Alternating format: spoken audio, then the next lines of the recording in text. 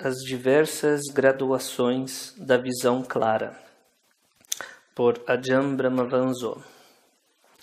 Meditação é o caminho para a renúncia. Primeiro você renuncia a todas as percepções de tempo para entrar no momento presente, que é atemporal. Aí você abandona o diálogo interno para ficar tranquilamente no estado de atenção silenciosa. Em seguida, você abandona a maior parte da atividade dos seus 5 sentidos, só mantendo a respiração. Depois você abandona sua respiração e fica observando o seu desaparecimento. Nesse estágio, você não pode mais ver, ouvir, sentir, degustar ou sentir o tato. Parece que o seu corpo desapareceu. E no seu lugar você está ciente de uma linda luz, o Nimitta. O Nimitta é um reflexo da mente, vista através do 6º meio dos sentidos. Daí você abandona todo o controle para ser absorvido pela luz e entrar no êxtase do mundo do jhana. Assim, os jhanas acontecem automaticamente quando você realmente renuncia. Eles são descritos como estados profundos de renúncia, abandono. O Buda, repetidas vezes e de modo muito claro, afirmou que a plena iluminação não pode ser alcançada sem a experiência dos jhanas. No entanto, na atualidade, alguns mestres afirmam que o grau de desapego proporcionado pelos jhanas é desnecessário. Com frequência, o Bhariya Sutta, que é um discurso do Udana, é mencionado como evidência disso. Bhariya não era um bico. O Sutta não registra que ele praticasse generosidade ou que tivesse tomado refúgio na joia tríplice, ou que observasse os preceitos de virtude. Além disso, o Sutta não dá nenhuma indicação de que Bhariya praticasse meditação, quanto mais experimentar os jhanas. No entanto, depois de receber um breve ensinamento do Buda, Bhariya se iluminou tornando-se um Arahant, numa questão de segundos. Este episódio é bem conhecido nos círculos budistas, porque dá a impressão que a iluminação é tão fácil. Parece que não é necessário ordenar-se, que a pessoa pode ser egoísta, não praticar a generosidade, que não é necessário tomar refúgio e observar os preceitos, e que até mesmo a meditação pode ser evitada. Que alívio! Só a inteligência é necessário. Todos sabemos que somos inteligentes, não é mesmo? Isso torna a realização de Bhariya atraente e notória. Então, qual foi o contexto desse ensinamento? Aqui vai a minha própria tradução. Bhariya, você deve treinar assim. No visto haverá somente o visto. No ouvido haverá somente o ouvido. No sentido haverá somente o sentido. No conscientizado haverá somente o conscientizado. Praticando desta maneira, Bhariya, você não será por causa disso. Quando você não é por causa disso, isso seria o próprio processo cognitivo, de ver, ouvir, sentir. Quando você não é por causa disso, você não está nisso. E quando você não está nisso, então você não estará nem aqui, nem além, nem entre os dois. Exatamente isso é o fim do sofrimento. E então Bhariya se iluminou. Parece fácil, né? Você acabou de ler o mesmo ensinamento. Você conseguiu se iluminar? Não? Por que não? Como ocorre com frequência, a história do Sutta registra apenas os pontos principais de um longo episódio. Da mesma forma que as fotos de um casamento não registram o primeiro encontro, o namoro, as brigas e discussões. Muitos suttas não registram tudo o que aconteceu antes. Então, qual é a história completa de Bhariya? Felizmente, toda a história está registrada no Apadana, Histórias dos Budas e de seus principais discípulos, e nos comentários. Numa de suas vidas passadas, Barria havia sido um bico sob o Buda Kassapa. Ele e mais 6 outros bicos, escalaram uma montanha íngreme e jogaram a escada fora, determinados a permanecer no topo da montanha até que alcançassem a iluminação ou morressem. Um dos bicos se tornou um Arahant, outro um Anagami, e os 5 restantes morreram na montanha, sendo que Barria era um desses 5. Na sua última vida, Barria havia sido um marinheiro muito viajado, e que acabou naufragando e alcançando a terra firme, tendo perdido todas as suas posses e roupas. Ele se vestiu com cascas de árvore, e passou a esmolar alimentos numa cidade chamada Suparaka.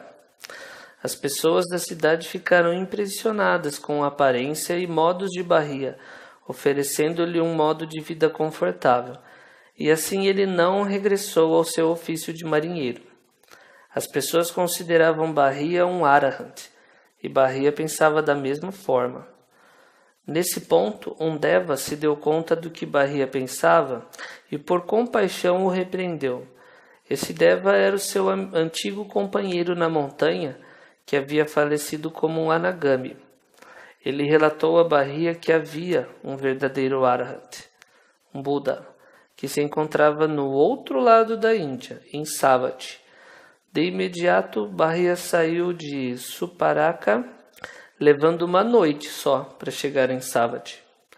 Barria encontrou o Buda que estava esmolando alimentos e pediu que ele lhe desse um ensinamento. O Buda primeiramente se recusou, pois ele vinha numa hora não apropriada. Mas ao ouvir o pedido pela terceira vez, o Buda interrompeu a esmola e deu o seu famoso ensinamento que apresentei acima. Segundos depois de ouvir esse Dhamma, Barria se iluminou. Alguns minutos mais tarde, o Arahant Barria foi morto por uma vaca com seu bezerro. Portanto, as circunstâncias de Barria eram excepcionais. Ele havia sido um bico sob o Buda anterior, Kassapa. A sua determinação era tão forte que ele foi para a montanha com o objetivo de se iluminar ou morrer. Na sua última vida, ele podia ouvir os Devas e foi capaz de percorrer cerca de 1.300 quilômetros numa noite. Se tivéssemos uma história como esta e os mesmos poderes supra-humanos de Barria, então talvez só de ler o discurso estaríamos iluminados também. Usualmente, uma pessoa necessita de samadhi profundo, jhanas, para atingir poderes supra-humanos como esses. Levando-se em conta sua vida passada, seguramente Barria deve ter tido uma predisposição para a meditação. Além disso, ambos os poderes supra-humanos, do ouvido divino, que o capacitou a ouvir o Deva, e o outro que fez com que ele viajasse tão rápido, sugerem ter ele sido praticante de jhana antes de ouvir o Deva. Talvez essa fosse uma outra razão porque ele se considerava um Arahant. Mas há outras evidências que sugerem que Barria praticava os jhanas, embora isso não esteja mencionado nos textos. Poucas pessoas sabem que o mesmo ensinamento desse sutta também foi dado pelo Buda para o bico ancião Malunkyaputta. Malunkyaputta aparece várias vezes nos suttas, particularmente no 64. Primeiro, o Buda menospreza Malunkyaputta pelo seu entendimento incorreto, e aí o ensina sobre a necessidade de atingir pelo menos um dos jhanas para destruir os 5 primeiros grilhões, e assim atingir o nível daquele que não retorna. O Buda disse na frente de Malunkyaputta que era impossível atingir o estado de Anagami sem um jhana, quanto mais a iluminação completa. Assim como era impossível alcançar o cerne de uma árvore sem primeiro passar por sua casca e pelo alburno. Pense nisso. Assim, o venerável Malunkyaputta foi primeiro ensinado sobre a necessidade de dhyana e então mais tarde ele recebeu o ensinamento igual ao de Barriya. Depois de ouvir esse ensinamento, permanecendo só, isolado, diligente, ardente e decidido, Malunkyaputta tornou-se um Arahant. É certo, no entanto, que ele atingiu o dhyana antes que o ensinamento de Barriya pudesse ter os seus efeitos, ou o Buda teria sido flagrantemente inconsistente. Isso também adiciona ao peso a inferência de que Barriya teria também experienciado dhyanas antes de ter ouvido o mesmo ensinamento, pois do contrário ele teria atingido o cerne da árvore sem passar pela sua casca e ao burno. Distorcendo o entendimento. Então, o que fez Barriya e Malunkyaputta verem nas palavras do Buda que gerou a experiência de Arahant? Qual é o significado de no ver haverá somente o visto? Isso quer dizer ver sem nenhuma distorção dos dados, sem adicionar ou subtrair nada. Como a moderna psicologia entende, o que chega até nós como visto já foi filtrado e distorcido pelos nossos desejos e aversões. Esse processo de distorção ocorre antes do evento da cognição. É impossível ver esse processo enquanto ele ocorre. É subconsciente. Podemos apenas inferir a sua ocorrência. Descobrimos que as nossas preferências embelezaram os dados para apresentar para a mente o que nós queremos ver, enquanto a hostilidade negou qualquer acesso para a mente daquelas características que nós não queremos ver. O que nós vemos raramente é puramente o visto. Aquilo que nós vemos com assim chamada atenção plena, não baseada em dhyana, quase nunca é a verdade. Não é como as coisas são, é como as coisas parecem ser. Nós deveríamos ser suficientemente experientes para saber disso. Quando vocês veem homens ou uma mulher bonita, atraente, o que vocês veem? A maioria das pessoas, mesmo os bicos, não veem o que está ali realmente. Só músculo, tendões, pele, cabelo. Eles veem, ao invés disso, uma mulher atraente. De onde vem isso? Nosso desejo sexual adicionou isso, distorcendo a realidade. Quando você vê o corpo recém-falecido da sua mãe, o que você vê? Novamente, você não vê o que está ali na verdade. Só músculo, tendões, pele e cabelo. Ao invés disso, você vê uma tragédia, porque o seu apego adicionou uma profunda tristeza, distorcendo a realidade. No nordeste da Tailândia, há muitos anos atrás, nos monastérios pobres, no meio das florestas isoladas, eu tive de comer gafanhotos, sapos, formigas e outros insetos rastejantes. Isso era tudo o que havia para comer. Um prato comum era guisado de ovo de formiga. Quando você ler isso agora, você estará praticando no visto haverá apenas o visto ou você acrescentou seu próprio nojo? Gafanhotos fritos eram na verdade muito apetitosos. Quanto dos nossos próprios gostos e desgostos nós adicionamos ao visto? 20 séculos antes da moderna psicologia, o Buda identificou o processo que distorce a cognição e chamou-a de Vipallasa. Ele explicou esse processo essencialmente circular, começando do nosso entendimento. Nossas opiniões modificam as nossas percepções para concordarem com as nossas ideias. As percepções, então, formam a evidência para os nossos pensamentos. Aí os nossos pensamentos argumentam em favor das nossas ideias. É um ciclo que se auto-justifica. Ideias geram percepções que criam pensamentos que apoiam as ideias. Esse é exatamente o processo da delusão. Por exemplo, alguém acredita em Deus. Ela tem uma concepção teísta. Essa concepção nega acesso para a mente de qualquer percepção que desafie essa concepção. Fatos científicos, como aqueles dos campos da astrofísica, física quântica, geologia, bioquímica, se tornaram percepções sem acesso. Elas são rejeitadas antes mesmo de entrar na consciência. Elas são antiéticas para a concepção.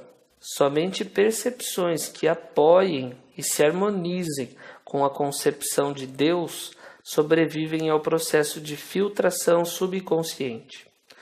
Essas percepções pró-Deus, então, formam os dados com os quais os pensamentos trabalharão.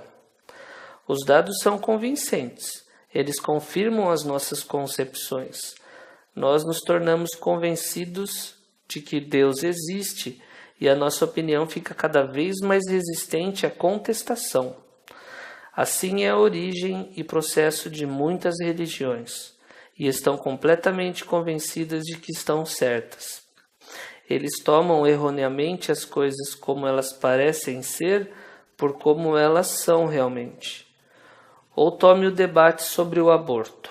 Você é pró-vida ou pró-escolha? Qualquer uma dessas duas ideias corromperá sua percepção através da seleção das percepções que apoiarão a sua ideia, cegando a sua consciência para qualquer outra percepção que a conteste. Seu pensamento será construído a partir das suas percepções, da mesma maneira que uma casa é construída de tijolos. Esse pensamento mal informado justifica sua ideia tão poderosamente que você simplesmente não pode entender porque todas as demais pessoas não veem isso de modo correto, que é o seu modo. Um outro exemplo, pergunte-se se a meditação é fácil para você.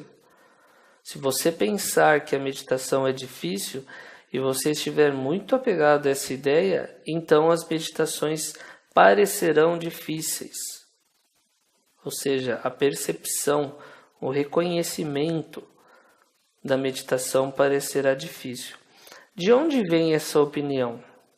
Talvez, há muito tempo atrás, alguém com autoridade falou para você que meditação era difícil e você acreditou. Infelizmente, essa opinião permaneceu. Ou talvez você começou a meditar sem uma instrução clara e precisa e daí você passou a achá-la difícil. Com base numa experiência limitada, você formou uma opinião sólida. Meditação é sempre difícil. E apesar disso, essa opinião surgiu e uma vez lá, ela fez com que a meditação seja difícil. Seu apego a essa opinião distorce as suas percepções. As únicas percepções que acabam se tornando conscientes são aquelas que percebem as dificuldades da meditação. Baseado nessas percepções negativas, você pensa que meditação é de fato difícil. Você e somente você fez a meditação se tornar difícil. Quando nós temos algum entendimento do que está acontecendo, nós temos a possibilidade de mudar essa opinião a respeito da meditação. Permita-me fazer uma lavagem cerebral em você. Deixe-me convencê-lo de que, apesar de quem disse e apesar de toda a falta de sucesso, meditação é fácil. Meditação é fácil. Deixe-se fazê-lo acreditar que você pode meditar bem. Nesta vida, você renasceu com um corpo humano precioso e está agora além dos ensinamentos do Buda, que não tem preço. Você está vivendo numa época em que o Dhamma está prosperando, e você foi capaz de encontrar esse Dhamma maravilhoso. Você é um ser muito raro. Você trabalhou durante muitas vidas para ter uma oportunidade como essa. Com tantas coisas passadas a seu favor, é claro que você será capaz de meditar bem. O fato de você estar lendo isso prova que você tem um enorme estoque de karma positivo apoiando-o. Outras pessoas, muito menos capazes do que você, atingiram jhana. Então, por que não você? Uma vez que você tenha criado uma opinião positiva da sua habilidade para a meditação, rapidamente você perceberá só sucesso na meditação. Você acabou de tornar a meditação uma coisa fácil. Você abriu a porta para a tranquilidade, felicidade interior e para os dhyanas. Tente. Descobrindo a verdade. O ponto é que a ideia de que a meditação é difícil para você ou que é fácil são ambas erradas. Elas são o produto de uma distorção daquilo que é visto, ouvido, sentido e conscientizado. Ambas são delusão, só que a ideia positiva é a delusão mais proveitosa. Na realidade, é a ideia que o levará a descobrir a verdade. O Buda explicou que são os 5 obstáculos que distorcem a percepção e corrompem o nosso pensamento. Ele chamou de 5 obstáculos o alimento que sustenta a ignorância. Há isso no Anguttara Nikaya, o livro 10, é o Sutta 61. O primeiro obstáculo, o desejo sensual, seleciona o que nós queremos ver, ouvir, sentir e conscientizar. Ele sempre embeleza a verdade. Ele apresenta para a nossa consciência o produto do nosso desejo. O segundo obstáculo, aversão, é o impulso negativo que nos impede de ver, ouvir, sentir ou conscientizar o que nós não queremos saber. Ele nos cega para o que é desagradável e para o que é contrário à nossa opinião. A psicologia conhece o segundo obstáculo como o processo de negação da realidade. O terceiro obstáculo é a preguiça e o torpor. Esse não distorce o que vemos, ouvimos, sentimos ou conscientizamos. Ao invés, ele enterra tudo num nevoeiro, de modo que somos incapazes de discernir claramente. O quarto obstáculo, inquietação e ansiedade, mantém os nossos sentidos se movendo rapidamente, tão rápido que não temos tempo suficiente para ver, ouvir, sentir ou conscientizar completamente. A visão não tem tempo de se formar completamente na nossa retina, pois ela já tem uma outra imagem no seu background com a qual lidar. Os sons são escutados com dificuldade quando nos pedem para escutarmos algo. O quarto obstáculo, inquietação, e o seu caso especial, ansiedade, seria a inquietação devido a uma má conduta, é como o chefe ultra exigente no seu escritório, que nunca lhe dá tempo suficiente para terminar um projeto adequadamente. O quinto obstáculo, a dúvida, é aquele que interrompe a coleta de dados com perguntas prematuras. Antes que tenhamos experimentado completamente o visto, ouvido, sentido e conscientizado, a dúvida interfere no processo. Como um estudante arrogante interrompe o professor com uma pergunta no meio de uma palestra. São esses 5 obstáculos que distorcem a percepção, corrompem o pensamento e mantêm a opinião deludida. É bem conhecido entre os estudantes sérios do budismo que a única maneira de suprimir os 5 obstáculos é através da prática de dhyana. Como o Nalakapana Sutta, que é o Madhyama Nikaya 68, diz para aqueles que não atingem dhyana, os 5 obstáculos, mais descontentamento e cansaço, invadem a mente e permanecem. Qualquer coisa que não for dhyana não será poderosa e duradoura o suficiente para suprimir os 5 obstáculos adequadamente. Portanto, mesmo que você esteja praticando atenção plena momentânea, se os 5 obstáculos ainda estiverem ativos num nível subconsciente, você não verá as coisas como elas na verdade são. Você estará vendo apenas as coisas como elas parecem ser, distorcidas por esses 5 obstáculos. Assim, para agir de acordo com os ensinamentos do Buda, para a Bahia e para o venerável Malunkyaputta, ou seja, para que no visto haja só o que é visto, no ouvido haja só o que é ouvido, no sentido haja só o que é sentido e do conscientizado haja só o que é conscientizado, os 5 obstáculos têm que ser suprimidos. Isso significa jhana, vendo as coisas como elas na verdade são. É verdade que os 5 obstáculos são suprimidos no momento que precede jhana. Os comentários chamam-no de Upachara Samadhi. Uma tradução para Upachara Samadhi seria imobilidade da mente que está para entrar em jhana. Então, como é que você pode ter certeza que esses insidiosos 5 obstáculos, que geralmente operam no nível subconsciente, estão totalmente suprimidos? Como é que você sabe que está em Upachara Samadhi? O teste decisivo é que você pode passar sem esforço nenhuma da entrada para o primeiro jhana. Em Upachara Samadhi não existe nenhum impedimento ou obstáculo entre você e o jhana. Se você não puder entrar em jhana, os 5 obstáculos ainda estarão presentes. Portanto, para ter certeza que eles foram embora, você tenta entrar em jhana e entra. Quando a mente emergir de jhana, ela fica em Upachara Samadhi por um longo tempo, como quando você sai de casa e você fica na porta outra vez.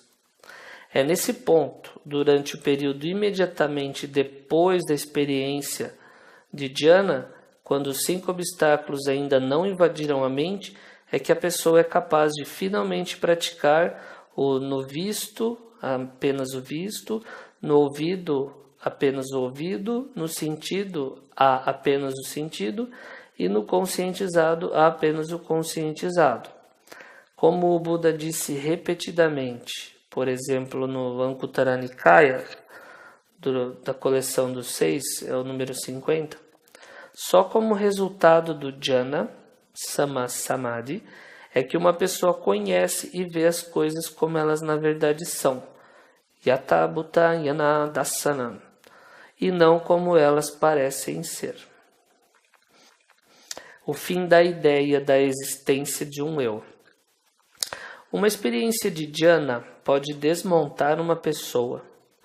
O que eu quero dizer com isso?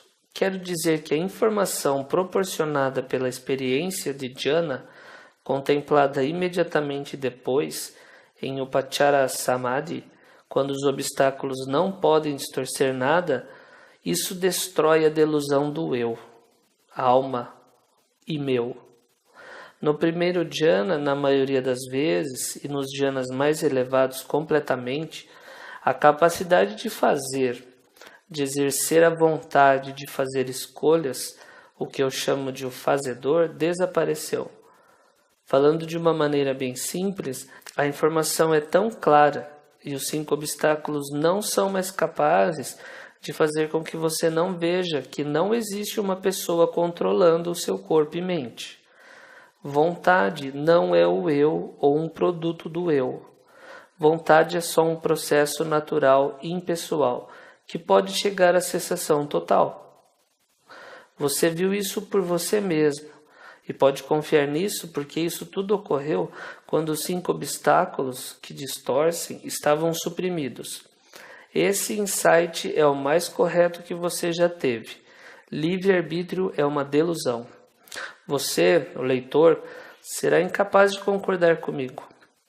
Isso porque os seus 5 obstáculos ainda estão ativos e eles farão com que você não enxergue isso. Portanto, experiencie um jhana primeiro, aí investigue esse assunto logo em seguida, aí tente discutir comigo. Além disso, em jhana, o verdadeiro, não os falsos, a visão, a audição e os sentidos desaparecem. Os 5 sentidos externos cessam. Essa informação também é clara.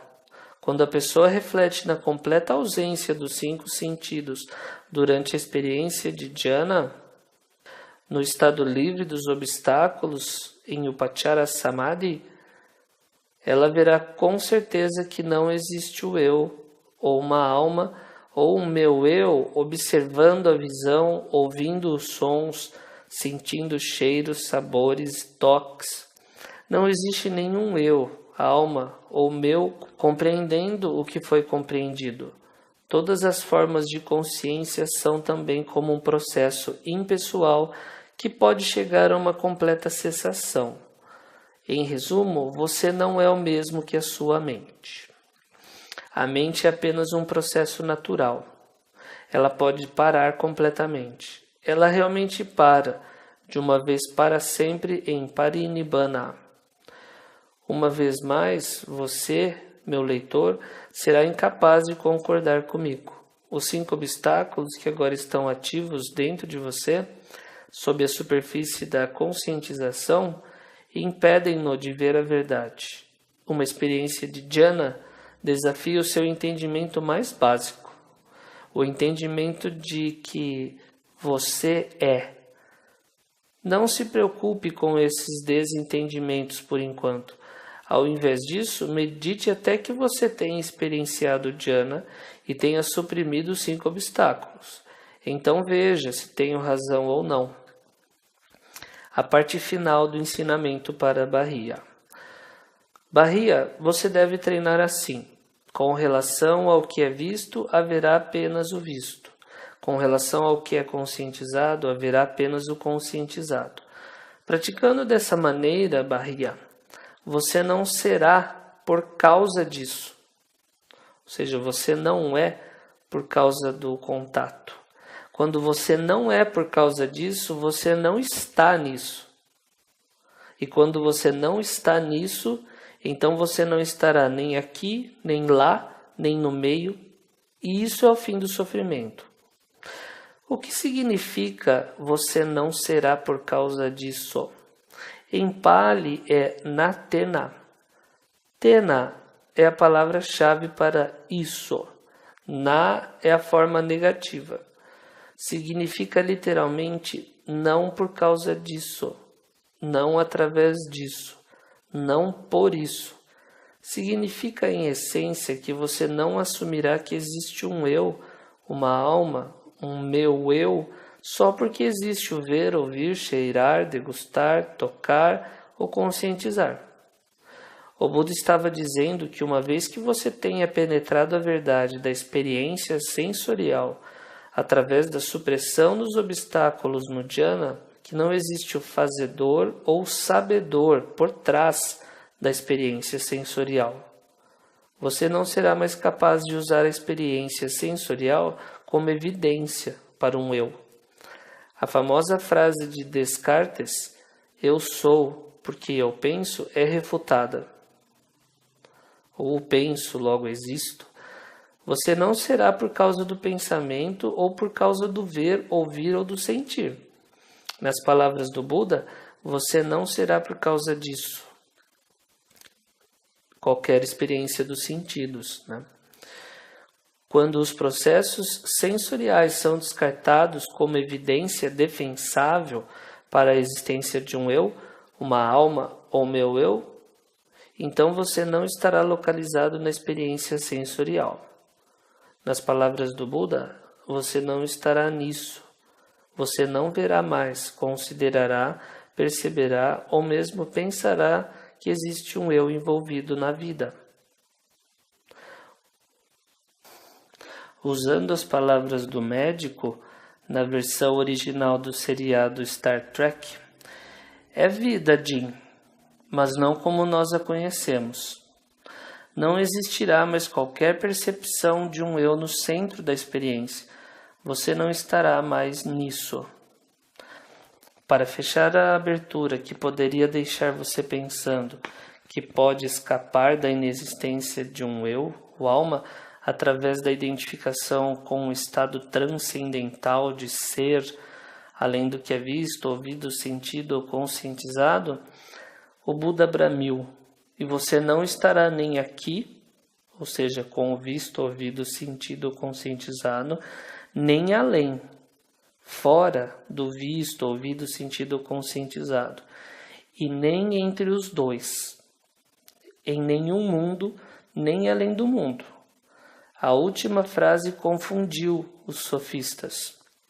Em resumo, o Buda aconselhou ambos, Bharya e o venerável Malunkyaputta, a experienciar jhana para suprimir os 5 obstáculos.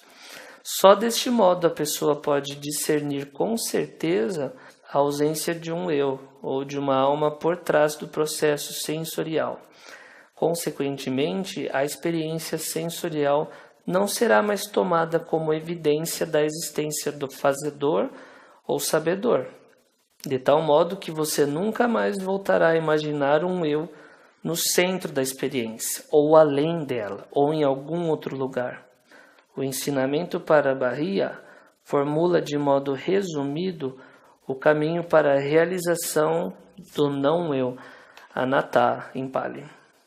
Só isso, concluiu o Buda, é o fim do sofrimento.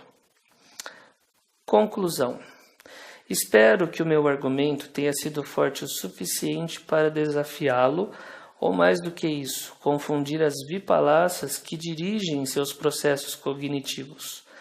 O ensinamento breve do Buda para a Bahia e para o venerável Malunkyaputta não é um atalho para os superinteligentes. A prática do no visto haverá apenas o visto requer a supressão dos 5 obstáculos. A supressão dos 5 obstáculos requer jhana. Jhana requer o resto do nobre caminho óctuplo, ou seja, os primeiros 7 fatores, que requer fé na joia tríplice, observação dos preceitos de virtude e prática da generosidade. Existe apenas um caminho para a Nibbana, que é o nobre caminho óctuplo. Não existem atalhos.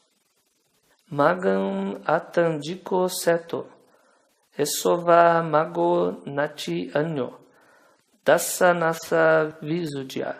Ou seja, o melhor dos caminhos é o caminho óctuplo. Esse é o único caminho, não existe outro para a purificação da visão.